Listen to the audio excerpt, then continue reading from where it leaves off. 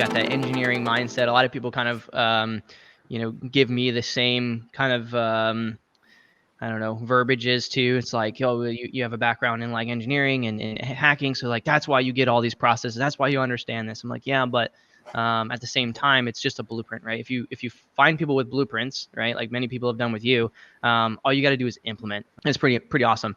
Something that I do want to touch on simply because, I think it's important. The last time we seen each other in person, you had that iPad with you as well.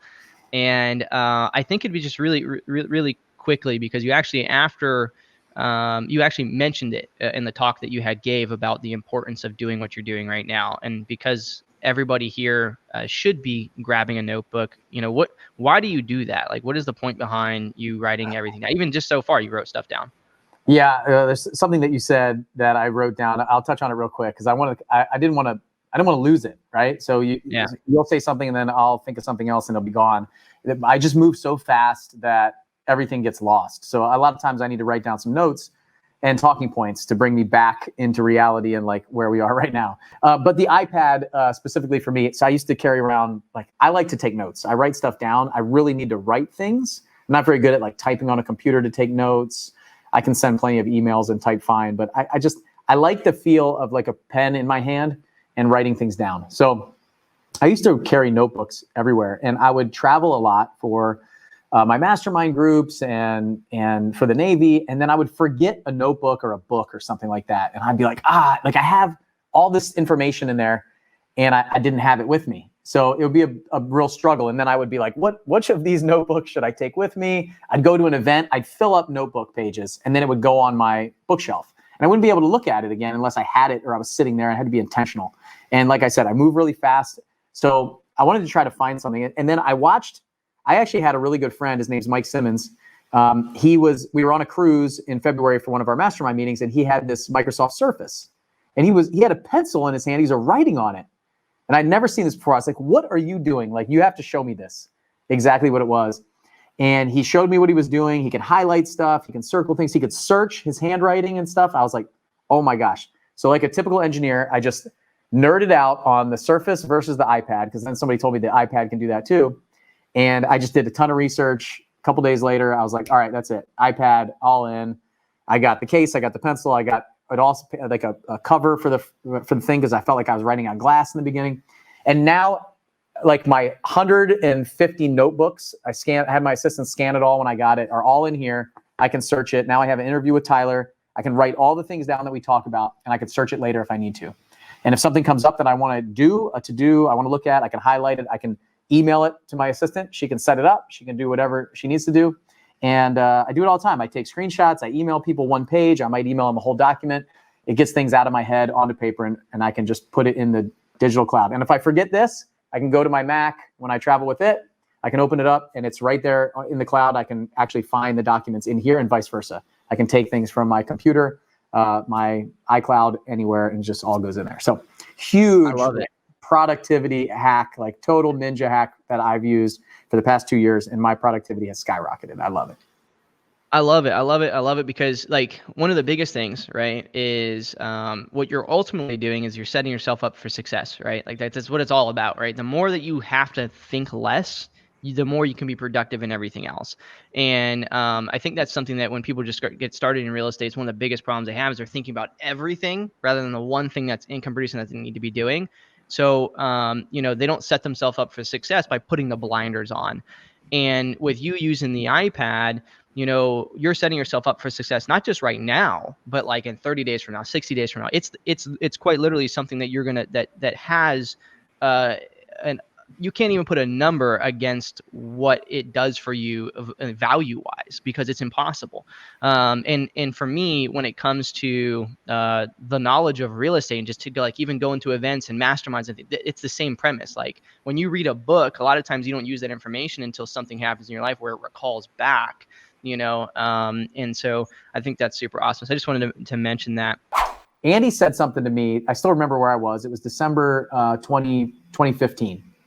When I joined the mastermind group in like October, November 2015. December, he said, I was on an onboarding call with him, and he said, okay, you're having trouble doing one deal a year right now because of your time.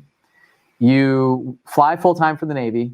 You want to do 12 next year, but you're having problems doing one, like more than one a year. And I said, yeah, but you got the systems, man. Just give me the system. And I mean, isn't it just take care of it? Yeah. He's like, I don't really think you understand what kind of systems we're talking about. He said, you can't do it all yourself. And I was deathly afraid to hire that first person, like deathly afraid. I did not want to hire anybody. I basically said no. I got off that call with him. I was like, I'm not doing that.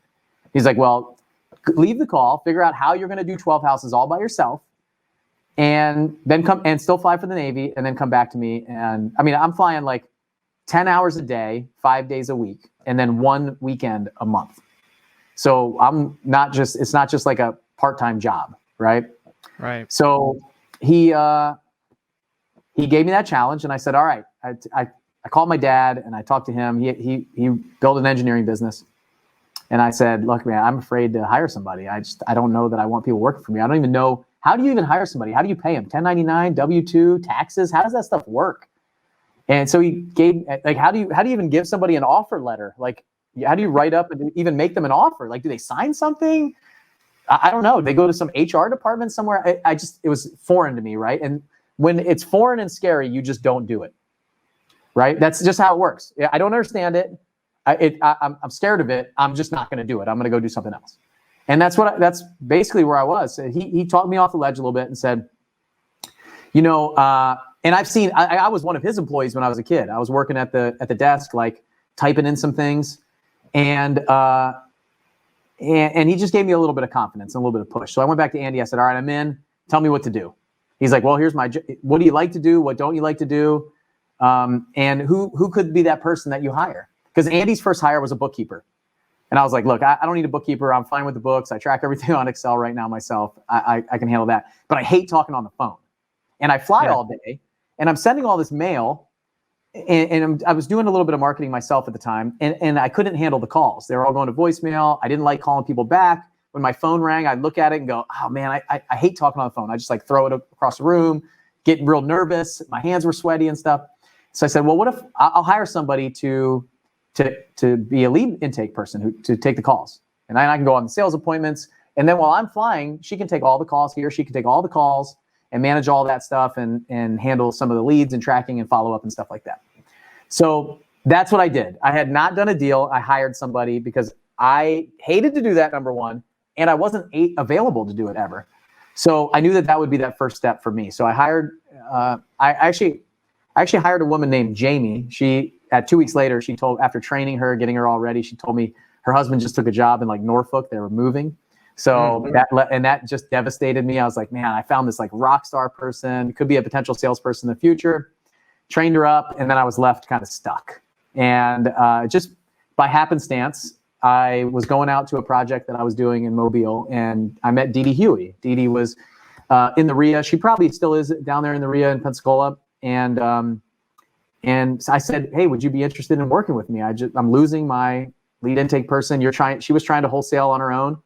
I said, I got some money. I'm going to do some marketing. I'm going to make this work. I'm confident. And a couple days later, she said, yes, came on and worked with me. And I realize it's a long way around to get to the answer that you asked. But I think for everybody that's listening, you see somebody who is successful and you think that happens easily for them.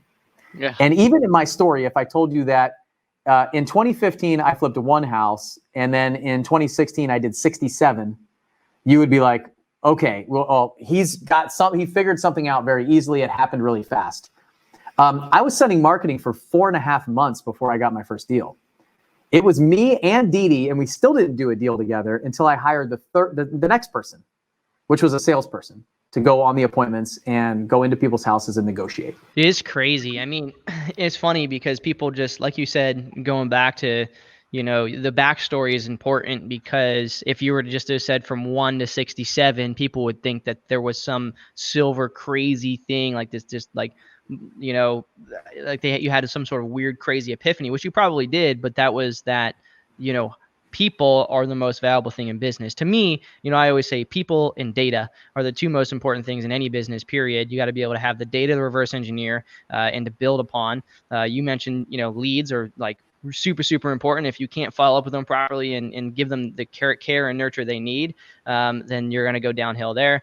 There's a lot of really valuable things that to pull from that, but ultimately the most important thing is understanding that your vision wasn't in 2 months from now, 3 months from now. Your vision was, 1 year, 2 year, 5 year, 10 years from now. And that's why you weren't looking at it like, hey, I'm spending this money, I'm not making anything. It's you had the right mindset going into it. So it wasn't the fear of losing. It was almost like the rush of winning that kind of brought you to, doing that. And then once you started unlocking that and things started happening, once you get that first deal, second deal, third deal, it's really just a matter of clockwork. And since you're, data driven in general, like you probably were tracking all that. And so you knew what you needed to repeat for success, which is why your scale was so crazy.